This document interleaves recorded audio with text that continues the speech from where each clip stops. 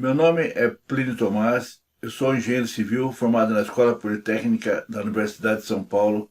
O meu objetivo é socializar o conhecimento. Agora vou apresentar o método de Young para transporte de sedimentos.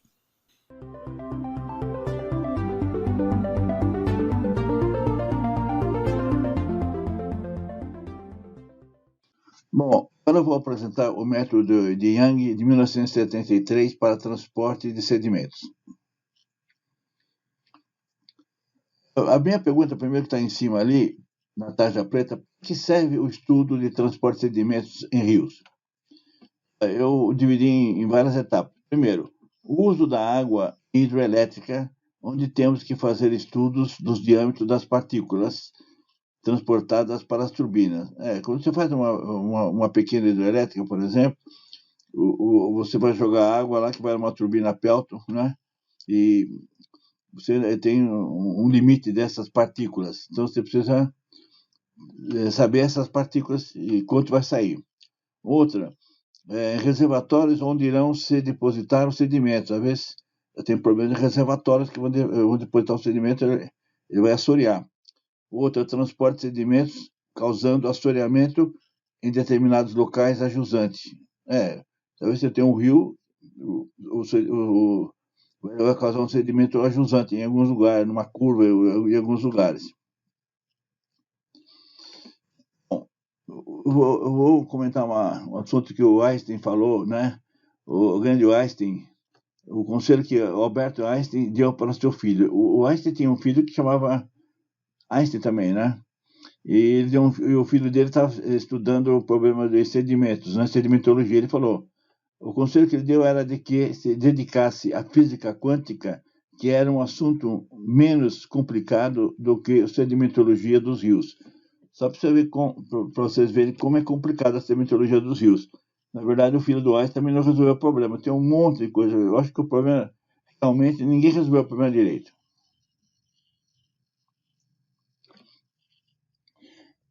Em 1982, a Associação dos Engenheiros Americanos, a ACE, ela fez um estudo, pegou vários métodos, 8 métodos de cálculo de transporte de sedimentos, e ela fez medições para ver qual que era o melhor.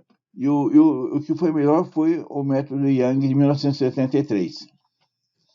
Eu falo Young em 1973 porque tem um outro método que ele fez, uma outra data, não interessa, mas a data que deu certo, que fez, é essa de 1973. Aí tem os dois métodos de Larsen, de Akers e White, Engelung e Hansen, Bainod, Myers e Peters e Miller, Meyer, Peter e Miller também, uma outra data, e ali. Bom, só para ver como funciona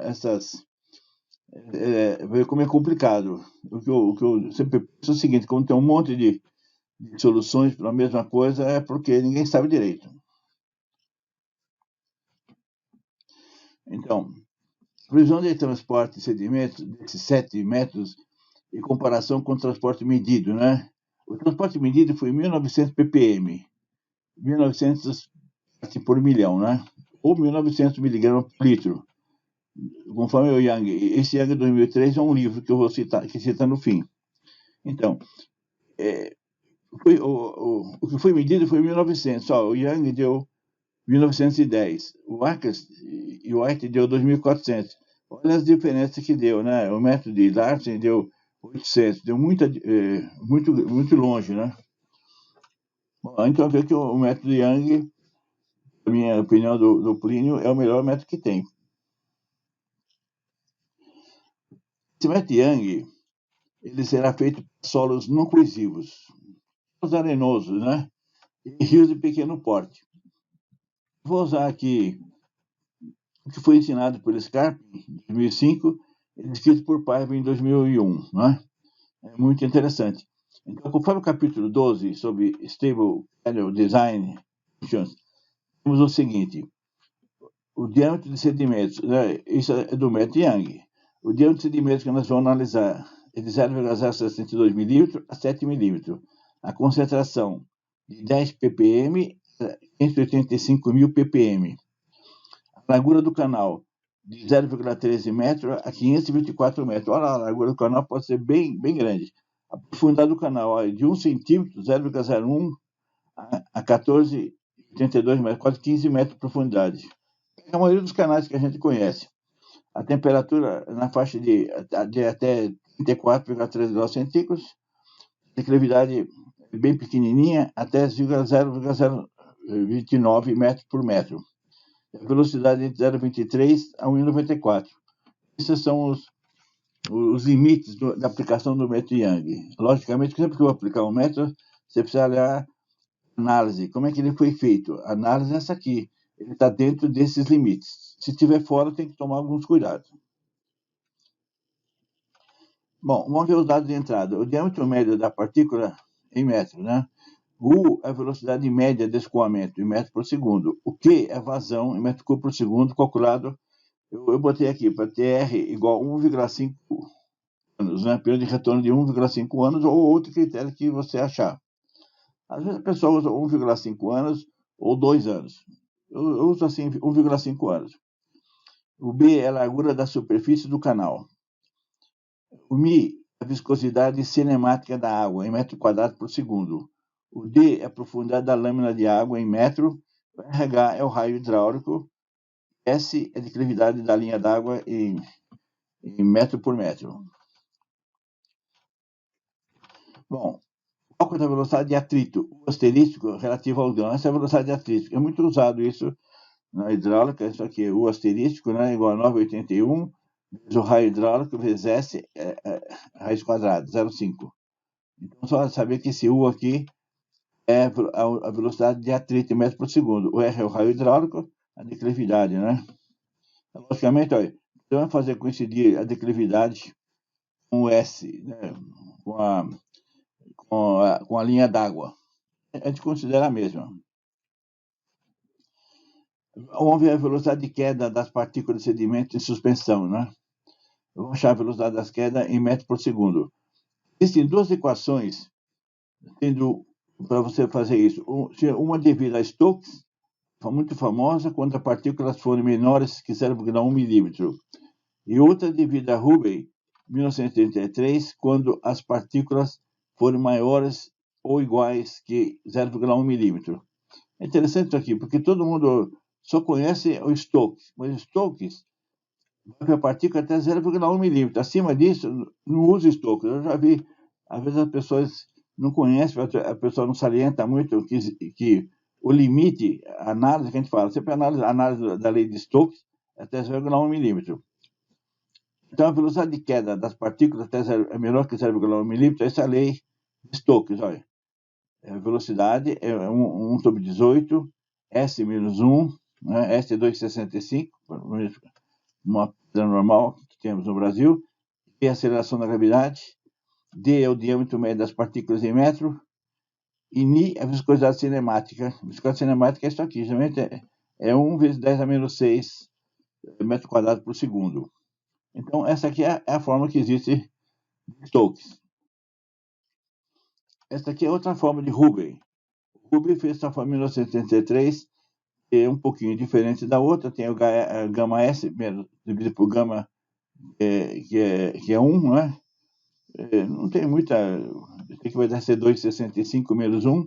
Esse D é o diâmetro da partícula em metro. Precisa cuidado para não errar nas unidades. O Ni ali, aqui, o gama específico da água é igual a 1, também aqui, ó. O específico da água, aqui é 2,65. Então, vai dar 2,65 menos 1. Aqui é o Ni ao quadrado e o D. Eu já falei. Então, você tem a velocidade. Isso aqui é quanto maior que 0,1 milímetro. O Young apresenta a equação da viscosidade cinemática em função da temperatura. Na verdade, a gente usa muito no Brasil a viscosidade cinemática a 20 graus centígrados. Se você tiver algum lugar que tem uma velocidade cinemática maior, 25 graus, 30 graus, a temperatura do curso d'água, você pode calcular através dessa equação aqui a velocidade cinemática. Então, é sempre bom a gente ter uma ideia disso aqui, né? Aqui, para partículas maiores que 2 milímetros, o Young 2003 mostra uma equação para a velocidade de queda, de queda à temperatura de 16 graus, né? E o D aqui é o diâmetro da partícula em metro. Isso aqui é a velocidade que o Young fala, né? Eu tenho a velocidade em função do diâmetro da partícula, voltando ali só para ver quando a partícula tiver um diâmetro maior que 2 milímetros. Só para ver os detalhezinhos que o Young faz. Tem um livro muito bom sobre Young, explica direitinho esses detalhes, mas é muito bom. A velocidade crítica. O cálculo da velocidade crítica, o C, que representa a velocidade crítica com VC ou C. Eu estou colocando os dados que o Young colocou. E depende do fator o asterístico D dividido por Ni. Essa equação, esse valor aqui, está entre 1,2 e menor que 70, tem uma fórmula, né? E quando for maior que 70, é outra fórmula. Então, eu tenho o asterístico D dividido por Ni. Se tiver isso aqui, é uma forma. Voltando de novo, aqui é outra forma. Temos duas formas para fazer. O cálculo da concentração total em ppm. ppm é miligrama por litro. O cálculo da concentração total do material do leito de escoamento a grãos de diâmetro até 2 milímetros é dado pela equação. Se o diâmetro é até 2 milímetros, eu tenho essa equação zona aqui. Log de CT, olha, eu tenho a velocidade, tenho o diâmetro, os mas tenho todos os dados aqui. O interessante está em logaritmo. Lembra, logaritmo, quando está aqui, é logaritmo na base 10. O Young, em 2003, a equação acima resultou de 463 dados obtidos em laboratório, com R20971. Em laboratório, ele achou aquela equação com R20971. Muito bom. As equações acima podem ser usadas em concentração menor ou maior que 100 mg por litro, ou 100 ppm. O CT é concentração total em ppm, né? Ou miligrama por litro, como eu já falei. Ou também grama por metro cúbico. O que eu falei, o VU é a mesma coisa, velocidade do córrego, né? Aqui é a declividade, essa velocidade, o C é a velocidade crítica em metro por segundo. O Young, em 1973, introduziu mais tarde outra equação quando a concentração de sedimentos for maior que 100 ppm, 100 mg por litro. Mostrado por Young que os resultados são iguais às equações da equação anterior. Preferimos usar a equação abaixo. Log de CT, uma equação semelhante à outra. Para grãos de diâmetro maior ou igual a 2 milímetros, concentração total do material feito no escoamento é dada pela equação. Essa equação aqui, ó. Então, as equações são semelhantes, só que tem a ver as aplicações dela. A descarga em sólido total, né, em tonelada por dia, é dada por essa fórmula aqui, QT igual a 0,0864 QVCT. Eu acho o CT, eu vou achar depois em tonelada por dia. Vazão modeladora, né? Uma das grandes dificuldades é adotar a vazão modeladora, isto é, qual o período de retorno que devemos usar para obtermos a vazão ideal e que sirva como vazão modeladora. A vazão modeladora é aquela que representa o transporte anual dos sedimentos, conforme o Carlos Loretti Ramos, que é um professor da Escola Politécnica.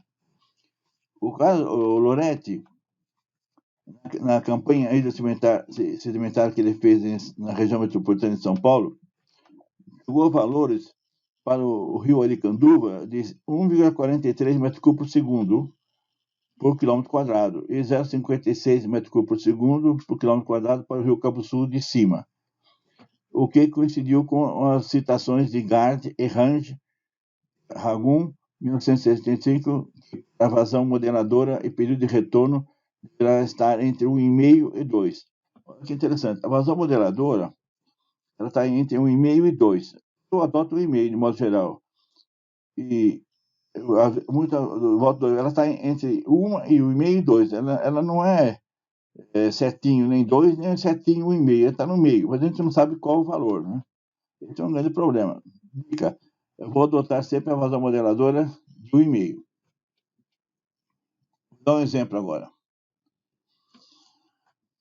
Vou aplicar o método Young, uma área de 4,92 km², o comprimento do Talveg, 344 km, a diferença de nível 161 metros, a dificuldade média do Talveg, eu tenho aqui, o tempo de concentração, eu calculei pelo California Coverage Practice, que é um dos melhores métodos a ser adotado, e a precipitação média anual é 1.660 milímetros.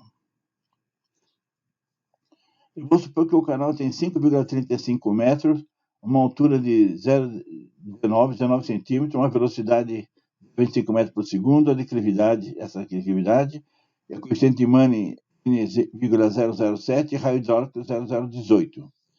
O D50, o diâmetro das partículas de 50%, eu admiti 0,5 milímetros. Foi feito um ensaio, eu achei isso aqui. O diâmetro médio, segundo o Young, olha que interessante, o diâmetro médio ele coloca 2 vezes o D50. Eu já vi um estudo do Chaudhry para velocidade para cálculo de vazão hidráulico de pontes, onde ele adota 1,25 aqui. O Young adota 2 vezes. Então ficou aqui 2 vezes 0,5, ficou 1 milímetro, né? E 1 milímetro eu posso transformar em metro. A equação da continuidade, que é igual a área vezes a velocidade, né? Eu tenho a área, 5,35 a largura, vezes a altura, vezes a velocidade, eu tenho a vazão. Então, continuando com o Young em 1973, né? O asterístico, eu vou calcular o asterístico. Eu tenho o raio hidráulico, eu tenho o S, é só calcular aqui, já achei 0,070 metros por segundo. Partícula maior que 0,1 milímetro, então eu tenho essa fórmula aqui, ó, grandona aqui, e então eu vou ver a velocidade de queda na partícula. A velocidade de queda na partícula eu vou achar aqui, o da partícula também eu tenho. Vamos ver. A viscosidade, o diâmetro, eu tenho tudo aqui, eu achei com essa partícula 0,10 metros por segundo, e deu a velocidade de queda. Então, eu usei todas as coisas da equação aqui da velocidade, eu tenho aqui. Continuando ainda nos cálculos, né? O asterístico vezes o diâmetro dividido por Ni, olha, deu um valor aqui 72,7, é maior que 70. Então, quando eu fiz é maior que 70, então vai lá outra fórmula aqui, né? O C dividido por W é igual a 2,5. O cálculo da concentração total de material do leite no escoamento para grãos de diâmetro até 2 milímetros é dado pela equação. Aí eu tenho todos aqueles dados, é só substituir todos aqueles dados, eu tenho aqui tudo, né? Todos aqueles dados eu já calculei aqui, né? Esse último aqui eu calculei essa relação aqui, que eu vou usar aqui também. Então, eu calculo tudo isso aqui, é bem simples. Aí eu achei o logaritmo de CT igual a 0,51, aplica a definição é o 10 elevado a 2,1, que vai dar o CT. CT vai dar 112 ppm, ou 112 mg por litro, né? Só para mostrar aqui, o rio Xingu, lá no Pará, onde está aquela grande usina hidrelétrica, ele tem ali 20,6 mg por litro, 20,6 ppm. A descarga total tonelada por dia é dada pela equação QT, substituir, eu tenho a vazão, eu tenho o CT, dá 3 toneladas por dia. Portanto, a vazão média anual teremos como descarga sólida de 3 toneladas por dia. É bastante, né? 3 toneladas por dia. Agora, se isso vai cair no reservatório, eu vou olhar esse reservatório. Tem a precipitação de 1.660 milímetros por ano, eu tenho uma média anual de runoff. Runoff é que corre por cima, que é uma parte infiltrada, 664 milímetros, e a vazão média vai ser o quê? A vazão média diária vai ser 664 milímetros, né? Dividido por 1.000, 192 hectares, vezes a área, né? Cada hectare tem 10 mil metros quadrados, eu vou ter 10.266.880 metros cúbicos por ano. Então, o C é o volume do reservatório. O I é o volume do RANOV. Então, eu vou dividir o C por I, o volume do reservatório por I, 0,037. Aí eu entro na curva média de Bruni. O Bruni fez uma curva, eu entrei na curva média ali, eu achei 75%, né? Então, supondo que a descarga total é de 6 toneladas por dia, para 365 dias teremos, né? 360 dias, 65 dias, 6 toneladas, dá 922 toneladas por ano. Agora, eu tenho esse DST aqui, eu tenho o peso específico aparente, né, que eu vou achar, eu tenho todos esses dados aqui. Então, o S vai ser 922 vezes 0,757, dividido pelo peso específico 1,552 toneladas por metro cúbico. 446 metros cúbicos por ano. Então, esse é o volume de sedimentos armazenado no reservatório. Então, e o tempo de duração do barramento vai ser o volume do reservatório dividido por esse valor, 146 metros cúbicos por ano. Então, vai demorar 276 anos para encher esse reservatório. Isso aqui é no Rio Xingu, em Altamira, que eu verifiquei, eu dei uma assessoria lá para umas coisas na região, ele deu 248 anos. Essa aqui é a curva de Bruno, né?